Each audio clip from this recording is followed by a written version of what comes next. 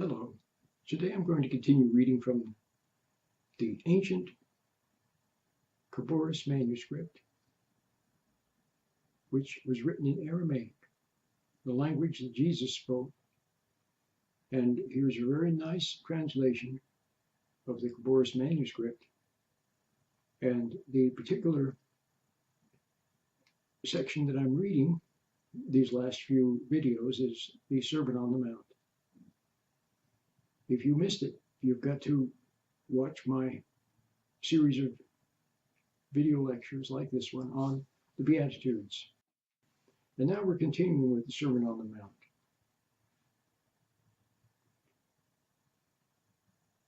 Matthew chapter 5, verse 21.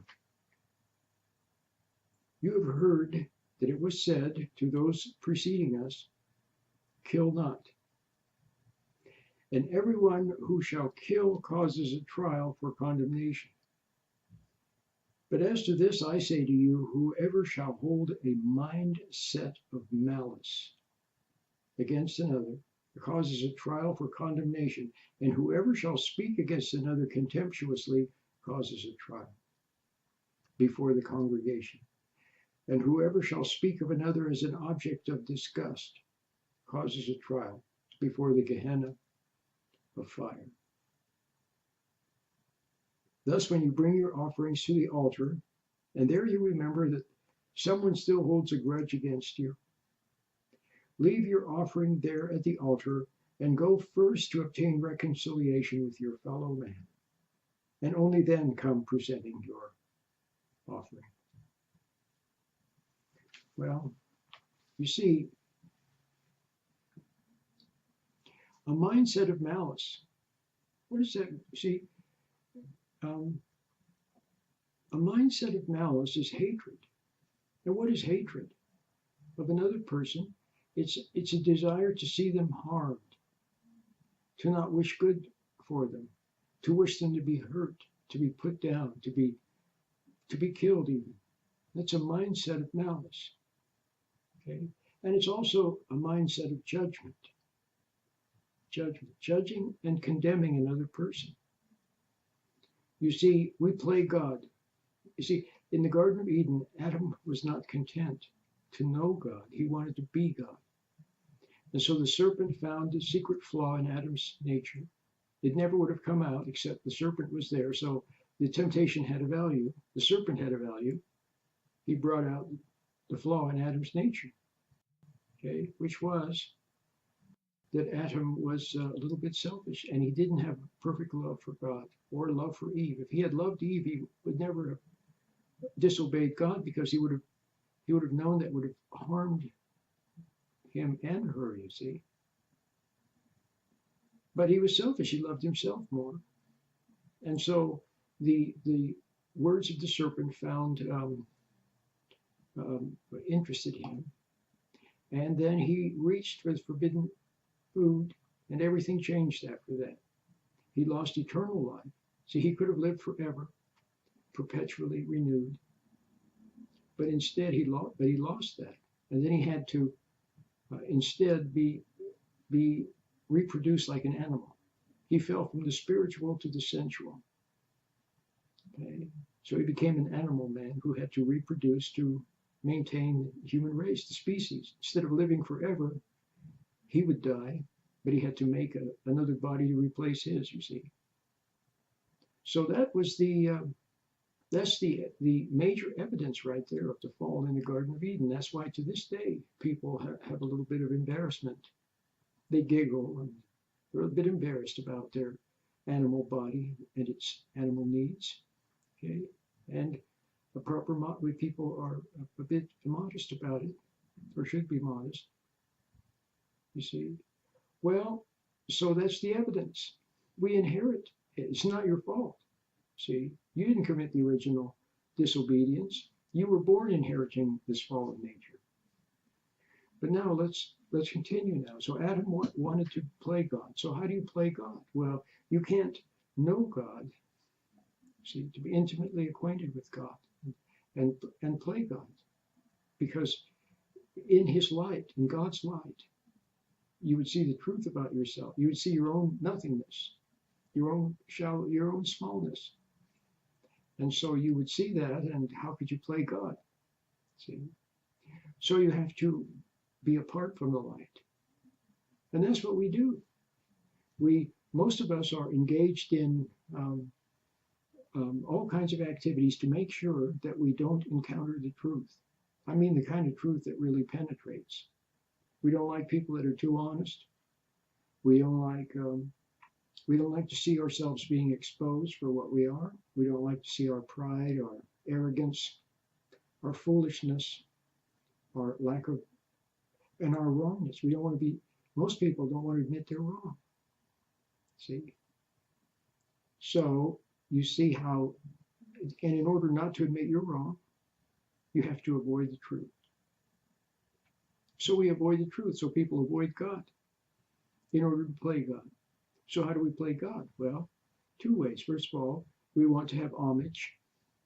We want to have worship, admiration. We want people to respect us, to look well, good, to see us in a good light. And when they don't, we resent them. See, we hate them when they see, if they point out our flaws and thumb their nose at us and don't have any respect for us. See, we don't like that. So then we condemn them. See, we don't want to admit that we have flaws, but if someone sees our flaws, then we resent that, and then we condemn them. We judge them, and we judge others' flaws severely. See, we don't want ours to be seen, but when we see others, we judge them, usually secretly. See? So we're playing God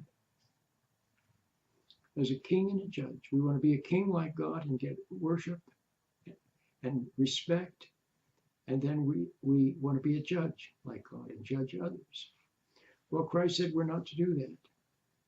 Christ said we're not to judge other people. See, your knowledge is imperfect. Your knowledge is imperfect. If you had perfect knowledge, then you would see, it's okay to discern error. If there's an error, or if someone's doing an error, and they really are doing an error, see, in your fallen state where you are lost in your thinking all the time, and the prejudices of your thinking and the emotional thinking, you often think people are making a mistake when they aren't. But let's suppose someone really is making a mistake. It's okay to discern that. You just see it. That's innocent. You just see a mistake. Okay? There's nothing wrong with that. But we humans add a little pinch of judgment, a little pinch of resentment. And that taints it. See, now it's something of pride. Now it serves our pride. By putting the other down, we build ourselves up. See? Well, that's not good. So we do that. And then we also put people, so that's what we do. We go around judging people and condemning them. See? And that we puff up. See? A lot of times a wife, she resents her husband because he's not there for her, or he reminds her of other men. See, he's not perfect. And so she resents him and judges him. She can't help but judge him. See, so she judges him. But then afterwards she feels guilty, so then she serves him. See, but he can sense that when she's serving him, he can sense that it's not innocent. You know, Christ said, let your left hand not know what your right hand is doing. If you give, then just give out of the goodness of your heart. No strings attached. See, if you don't want to give, then don't give. But if you give, then just give. See, but a lot of people, when they serve, it's always, they're serving so that they will be seen in a good light, so that others will think well of them, or so they can assuage their guilt for having resented the other person. See, so it's self-serving. Others can sense that. So that's why they sometimes reject your service. See, because they sense that it's self-serving. Well, okay.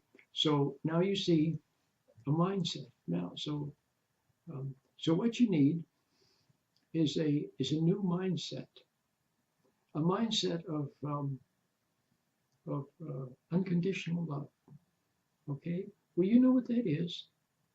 See, you don't know what love is. You tend to think of love as you think of it as hugging and kissing and being nice and being syrupy sweet and saying nice things and being positive and all that kind of stuff, right? Giving cards and gifts and always being nice and never offending, and that's what you think of as being as love, you know. Well, that's not love at all. Okay, what is love? Love is not hating. Love is not judging. Love is not resenting. See, your love, whatever your love could be for another person, your human love, all it does is tempt it for the most part. See, unless you're very mature, which most people aren't, or advanced spiritually, which most people are not. Your love only tempts them. See, your love covers up. See, they know that they're not they know that they're wrong. They're aware of the fact that they're a little bit sneaky, a little bit dishonest, a little bit phony, impatient, and that they secretly judge others. So they know that. At some level, they know that. So when you accept them, what you're doing is accepting and putting the imprimatur, putting your approval on everything that they are. And they will often use that to excuse everything that's wrong with them. See? So the more you love them, the more you make them worse. And at some level, they understand, they see that too. They sense that your love is making them worse. That's why some people will run from your love, because it only makes them worse. And it tempts them to become resentful, because they see there's something phony in it and something self-serving in it. It doesn't really help them. See, true love throws people back on themselves, so they can be free and independent. See, and see the truth and get better in the truth. It's upbraiding, it's correcting. Okay, it's not sticky and enmeshing. Okay, so like I was saying, so about the best you can do, that we can do, the best you can do, which would be pretty good, is just don't resent them. See, don't hate them, don't judge them. Just go about your business humbly. What is that beautiful desiderata? Go placidly. I can't remember it. It's just beautiful. It's beautiful. You go placidly. Go about your bit. Mind your own business. Don't judge other people. See, like I said, your knowledge is imperfect. You don't know the whole story. See, so whenever you judge, then you feel guilty. As well you should, because it's wrong to judge them, especially in your wrong state. But you should never judge them. So Christ said, don't judge others. In fact, he said, then they asked him, how often should you forgive? What did he say? 70 times 7? In other words, he meant you always forgive. But you know something? If you never judged them in the first place, you wouldn't have to forgive them in the second place. See? Because you never formed a judgment against them or a grudge against them. See? So you go through life without judging. Just go through life as an observer and see if you can see things without judging them. Even inanimate objects. We have a tendency. We're always playing God. We have a tendency. Oh, he's a good person and she's a bad person, and this is good wine and that's bad wine, and this is a good team and that's a bad team. And we're always judging everything. Just learn to see things without judging. See? Just see it. Okay? And then if you discern something about it, then it'll be wordless. See? So, I think you get the idea. He said, judge not. And if you are bringing your gifts to the temple and you suddenly realize that you've got something against your brother, well, then go to your brother and clear the air. Okay, clear the air. And often what clearing the air means, it simply means going and telling the truth. I'm sorry, I resented you, or I'm sorry, I took your item and never brought it back. Or I'm sorry, I said something behind your back, or I judged you and I had no basis to do so. I'm sorry. I apologize. I was wrong. See? Apologize, admit you were wrong, and then take leave. Don't expect anything out of them. If they forgive you, okay, that's good. If they don't, well, so be it. Don't expect anything out of them. Just remember, don't let your left hand not know what your right hand is doing. Just apologize. I'm sorry. I was wrong. Of course, you have to mean it. Okay? And then leave. Don't expect anything from them. Just clear the air. See, what you're wrong that you refused to admit and acknowledge that you were wrong. You pretended nothing happened. See, a lot of people are really good at pretending nothing happened. That tempted them to resent you.